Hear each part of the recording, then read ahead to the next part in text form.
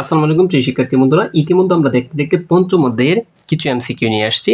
যে এমসিকিউগুলো তোমাকে পরীক্ষার আগের দিন দেখে যেতে হবে, অথবা তুমি পরীক্ষার আধা ঘন্টা আগেও দেখে যাবা।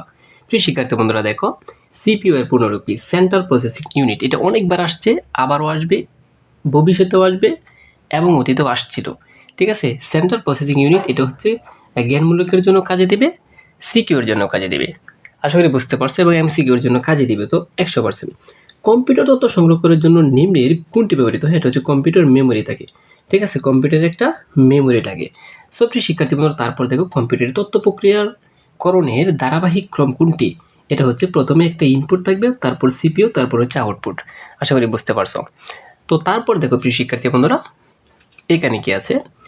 কম্পিউটারের মেমোরিকে সাধারণত কয়টি ভাগে ভাগ করা যায়? এটা হচ্ছে দুইটা। কম্পিউটারের মেমোরি মূলত দুই প্রকার। খরচের তুলনায় সবচেয়ে ব্যয়বহুল মেমোরি কোনটি? এটা হচ্ছে রেজিস্টার। তুলনামূলকভাবে সস্তা মেমোরি কোনটি? এটা হচ্ছে রোম। এই যে ROM, রোম, এই রোমের পুনরূপ কি? ROM, ROM, read only memory. আর হচ্ছে র্যাম, RAM, র্যাম, র্যামের পুনরূপ কি? Random access memory. ঠিক আছে, তারপর দেখো, র্যামের যখন জায়গা থাকে না, তখন অপারেটিং সিস্টেম মেমোরি হিসেবে হার্ড ডিস্কের যে মেমোরি ব্যবহার করা হয় তার নাম কি?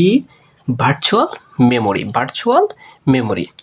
আচ্ছা, তারপর দেখো, সমস্যা সমাধানের জন্য কম্পিউটারের ভাষায় ধারাবাহিক সাজানোর নির্দেশনামালাকে বা নির্দেশমালাকে কি বলা হয়? এটা হচ্ছে প্রোগ্রাম।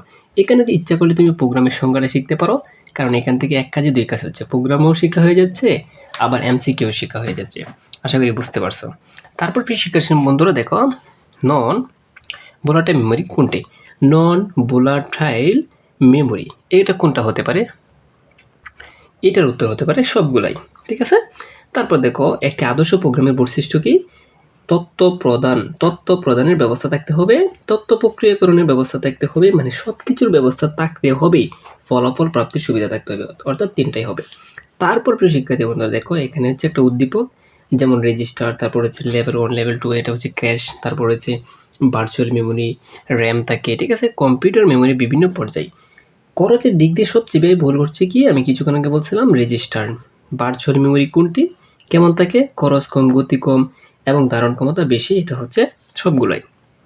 তারপর প্রিয় শিক্ষার্থী বন্ধুরা, আমরা এখন চলে যাব মেশিন ভাষা ও অ্যাসেম্বলি। সরাসরি কোন ভাষা কম্পিউটার বুঝতে পারে? এটা হচ্ছে যান্ত্রিক ভাষা বা মেশিন ভাষা। তারপর দেখো, কম্পিউটার মৌলিক ভাষা কোনটি? এটা হচ্ছে মেশিন ভাষা, মানে কম্পিউটারের কাজই তো যন্ত্রপাতি, অর্থাৎ কম্পিউটার কিন্তু তাদের দেহ যন্ত্রপাতি দিয়ে তৈরি, এজন্য তারা যান্ত্রিক ভাষা বা মেশিন ভাষা বেশি ব্যবহার করে। ঠিক আছে, কোন ভাষায় লিখিত প্রোগ্রাম কম্পিউটার সরাসরি বুঝতে পারে বলতো? এটা হচ্ছে মেশিন। প্রিয় শিক্ষার্থী বন্ধুরা, এই অধ্যায়ের মোস্ট ইম্পর্টেন্ট এমসিকিউগুলো এভাবে পড়িয়ে দিলে তোমার কেমন লাগবে? তুমি যদি পেতে চাও দেখো, পরবর্তীতে ভিডিওগুলো আছে, দেখতে থাকো।